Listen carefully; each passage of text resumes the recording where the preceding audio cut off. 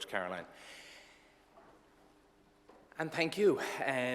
Thank you, ladies and gentlemen. It's my pleasure and indeed my honor to come to you this morning and to open by, I suppose, looking at some of the themes that we are hopefully going to get through today.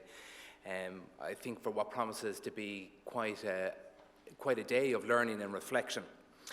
I'm, I suppose, personally honored to be in this position because I'm reliably informed by Joe Mack that I'm the first Jackeen to get the opening gig here. He also did warn me that I'm not on home ground anymore, so I'll be quick, Joe.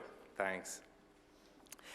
But I suppose possibly it was my Cork family heritage that kind of swung the day in the end. In considering the title of this conference and its historical context, I tried to think about what stood out for me as the key areas. And I suppose 5 themes emerged. That was poverty, inequality, the services and systems, the legislation which the systems and the services operate, and those who work in the system and the service, the work they do, indeed the work that you do. The strongest link that we have to the past is the effect that poverty still has on the health and welfare of children.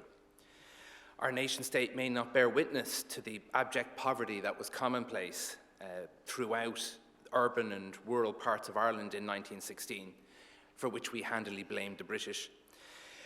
But we still see the stark contrasts in the gaps between different socioeconomic groups today. Despite the advances that we have made in decreasing infant mortality and childhood diseases, the medical advances that we have made and national immunization programs, today 1 in 3 children are deprived of basic necessities.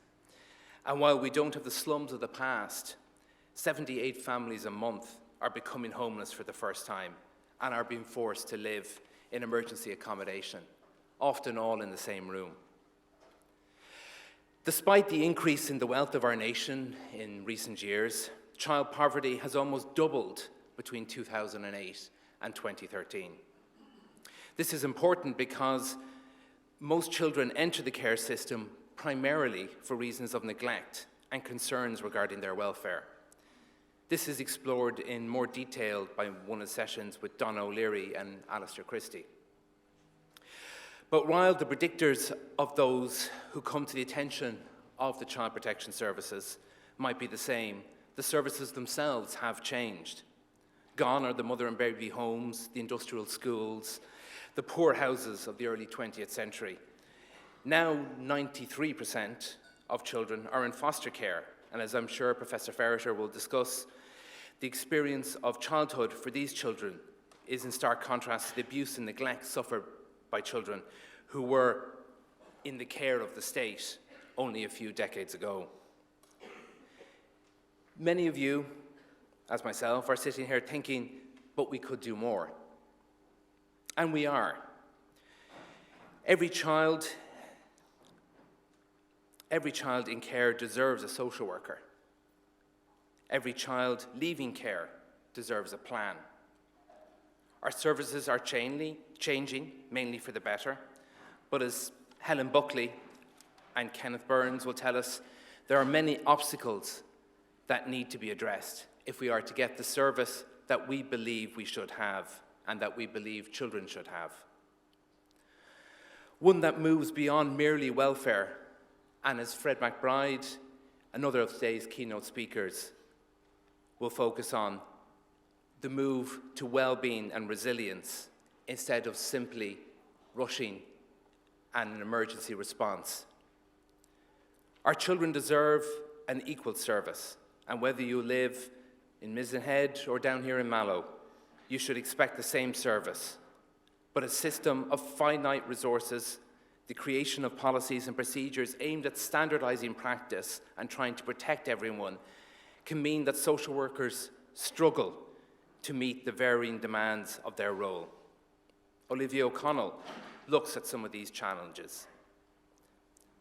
Legislatively as well, we've come a long way from the Children's Act of 1908, although most of the legislative change has been in the last 2 decades and has been driven by various scandals that have rocked our nation to its core and made us question many of our previously held beliefs.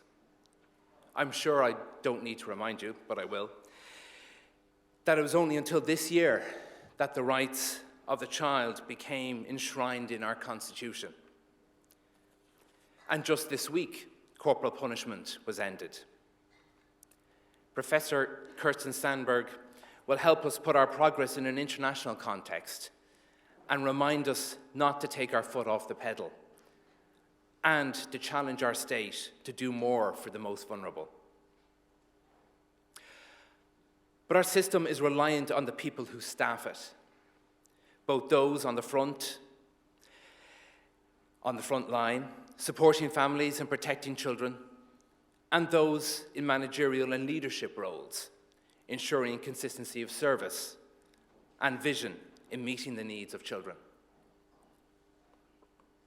Professor Gillian Rush, today's final keynote speaker, will tell us that in order to cherish the most vulnerable, we must cherish those who are working to safeguard them. The ISW believes that this means tackling the difficulties in staffing, particularly around staff retention, about supporting staff, enhancing their skills, and rewarding their expertise, while also addressing the stressors that are inherent in the system. So do we cherish all the children of the state equally? We want to believe that the advent of free education, universal child benefit, and more recently, preschool places have helped level the playing field. Yet, as Marie Cudahy, in her work with the members of the travelling community, and we're in Neralig and May Foreman, working with asylum seekers, will show our cherishing has a hierarchy. Traveller children and children who grow up in direct provision are not afforded the same opportunities and/or rights as the rest of the population. These same children are more likely to come to the attention of services. Unfortunately, also, a child's address is all too often an indication of their trajectory through life and a determinant of whether or not they enter the care system or indeed the criminal justice system. Also, whether or not a child's parents have addiction, mental health, or learning difficulties can decide their fate. The Childcare Law Report project highlights some of these inequities. We can do more, and we do, and you do. Today's conference is peppered with inspiring examples of good practice being undertaken with children and their families, only a few of which I've mentioned, a few which I'm contractually obliged to mention, and other people who've slipped me a few quid in order to work their names into the speech. But seriously, I stand here in awe of the work that has been undertaken to fulfill the dreams of those who signed the proclamation almost a century ago. And I believe that we can, within this room, we have the knowledge, the skill, and the expertise to do more in the next decade for children than has been done in the previous 100 years. So, thank you very much for the privilege of being allowed to speak to you today, and I hope you enjoy the rest of the conference.